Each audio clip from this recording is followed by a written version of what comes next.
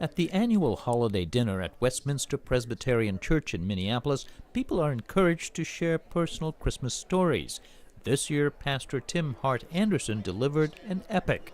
So you are a radio studio audience tonight for WPCB, Westminster Presbyterian Church Broadcast Company. Dozens of volunteers came together to build a set simulating a 1940s-style radio drama, arranged by Prairie Home Companion veteran and church member Vern Sutton. It's based on a true story the pastor heard from his father when he was growing up. The night before Christmas, 1944. On December 24, 1944, as the decisive Battle of the Bulge raged, some 2,200 American GIs boarded the ship Leopoldville in England, headed for the battle's Belgian frontier. It just don't feel like Christmas Eve. Hart Anderson's father, Hank Anderson, was crammed in the ship's hold. It was just a miserable situation. So I said, let's go up on deck and sing Christmas carols. I would say there were 15 to 20 of us there. And we were singing Christmas carols. And I was leading them. And all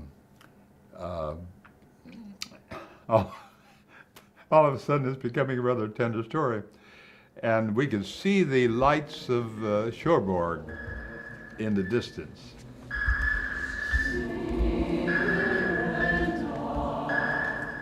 The drama used sound effects to convey the disaster that was about to strike as the ship was just off the French coast.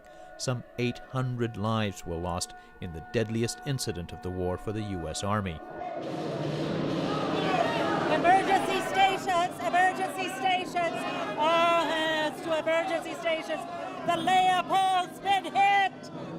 The U-boat torpedo hit the Leopoldville below the waterline on the starboard side. Scores of those lovely Yankee boys are killed instantly by the explosion.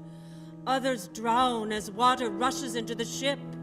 Most of the survivors stand on the deck and watch as other ships come alongside to begin rescue operations. Hey, Sarge, what do we do? That British destroyer is pulled up alongside us. Shall we make a jump for it? These guys were paralyzed. They just would not jump. And they had seen some jump and not made it. So it was quite a jump across. And I remember getting over there and sliding across what little deck there was, slammed into the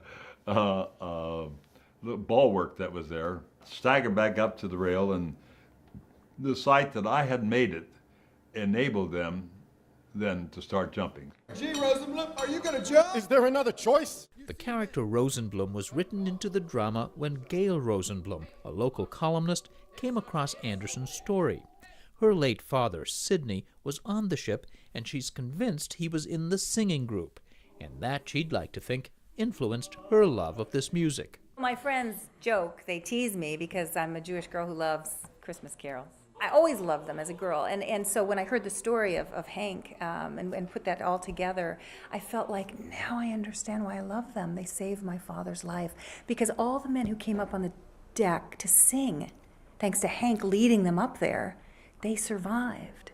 And all the men who didn't come up were the victims of that, that torpedo. Her father had this love of music before he went into the service. My father did, and the more we talked, the more we began to sense a kind of narrative that really wound together in some pretty remarkable ways. Hey, Archer, can't a Jew enjoy the lights and sing a few tunes? You sing Christmas music? So who do you think does the best Christmas music? Ever wonder about that?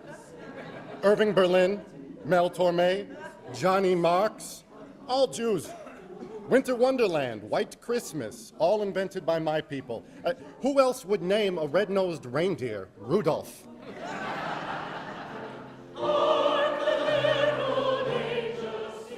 His family says Sid Rosenblum talked very little about his war experience. He went on to become a psychologist.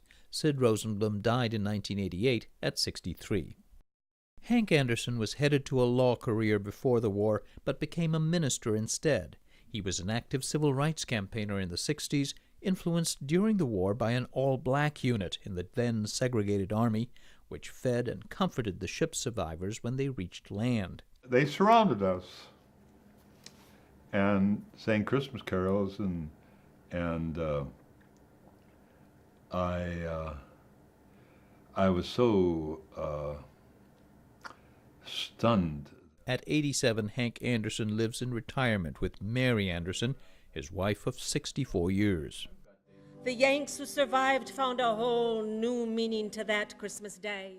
Tim Hart Anderson says he's glad his father is still alive to see an important story preserved by and for the next generation, one that in some ways has morphed into a sermon.